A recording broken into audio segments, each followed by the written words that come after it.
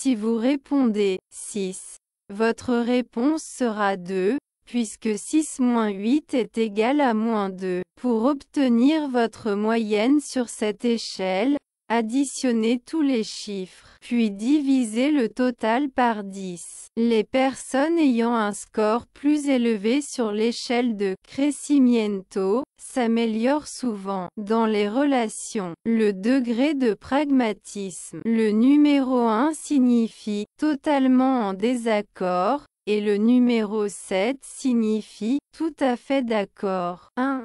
Le succès d'une relation conjugale dépend principalement de l'effort des parties impliquées. 2. L'effort est plus important dans le mariage que la compatibilité. 3. L'amour dans une relation grandit, au lieu de se rencontrer. 4. La plupart des mariages fonctionneraient si les gens faisaient simplement des efforts. 5. S'il était raisonnable, je pourrais être heureusement marié à la plupart des gens. 6. Les gens ne font pas l'effort, pour l'eau que la plupart des mariages échouent. 7. Le temps que vous connaissez quelqu'un détermine à quel point vous le connaissez. 8. Je serais heureux si je devais épouser n'importe qui. 9.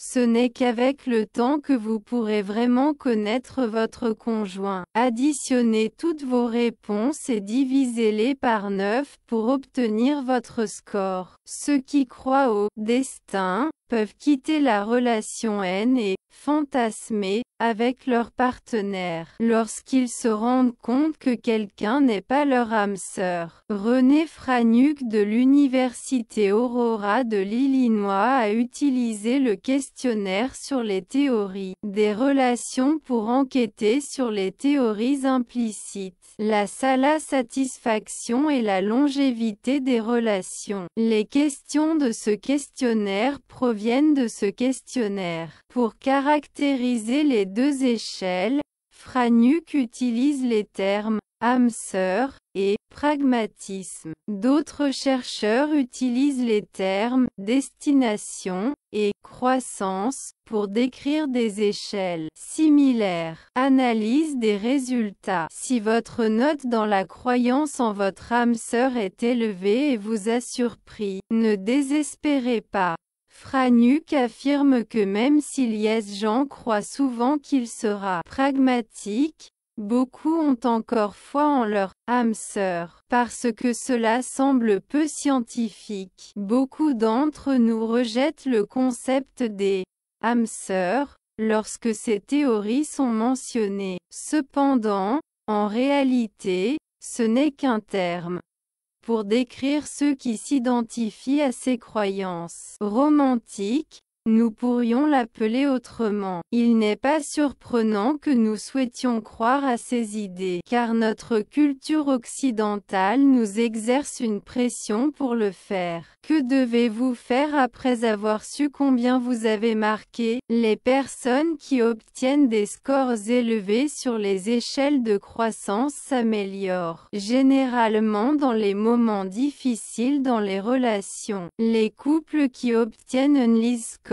sur les échelles de croissance affirment se sentir mieux dans leur relation après avoir résolu un conflit. Cela montre que l'existence d'un problème peut améliorer la solidité d'une relation. Pour que ces personnes restent concentrées sur leur développement mutuel, des problèmes petits et peu significatifs peuvent survenir. En d'autres termes, le couple se sentira plus engagé plus il fera d'efforts à cet égard. Morale, ils apprécient les défis. Ceux qui ont cette perspective ignoreront les différences significatives en termes de compatibilité, car ils pensent que cela se développera au fil du temps et c'est là qu'ils doivent collaborer. Ceux qui font confiance au destin ont le contraire, avec quelques conséquences dangereuses. Pas complètement parfait. La présence d'un problème peut précipiter la rupture, surtout dans les premiers stades d'une relation, car ceux qui font confiance au destin se rendent compte que leur âme sœur, parfaite, ne l'est pas tant. Les partisans de cette idée peuvent faire valoir que leur conjoint ne m'a jamais vraiment compris, ou qu'une petite erreur est la preuve que nous ne sommes pas vraiment compatibles. Même lorsque le couple est relativement compatible, cela se produit, dit Franuk. Pire encore, ils mettent souvent fin à la relation de manière plus violente.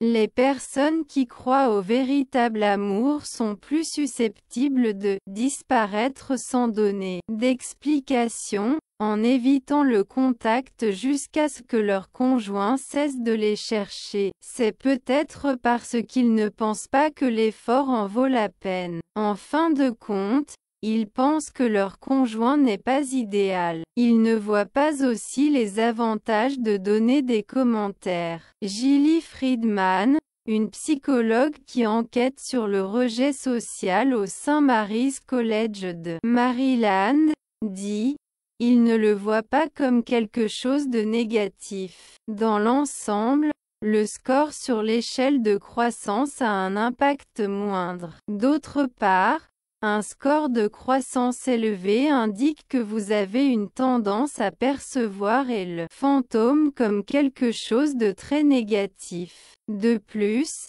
ces personnes sont plus susceptibles d'ignorer les conflits. C'est parce qu'ils pensent avoir trouvé le véritable amour. Selon Franuk, ceux qui croient au destin sont généralement plus tolérants envers leurs conjoints, et sont plus susceptibles d'éviter les conflits parce qu'ils veulent croire que cette personne est leur âme sœur.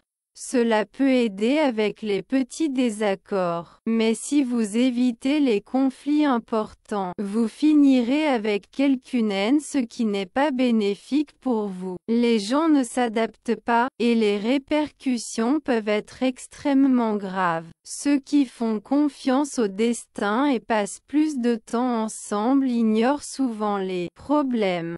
Après tout, ils pensent que pour le temps qu'ils ont passé ensemble, eux et leurs conjoints sont plus compatibles. Franuk affirme que plus les défenseurs des âmes sœurs insistent sur une relation amoureuse, simplement parce qu'ils pensent avoir trouvé ou à la bonne personne, plus ils dénoncent la violence.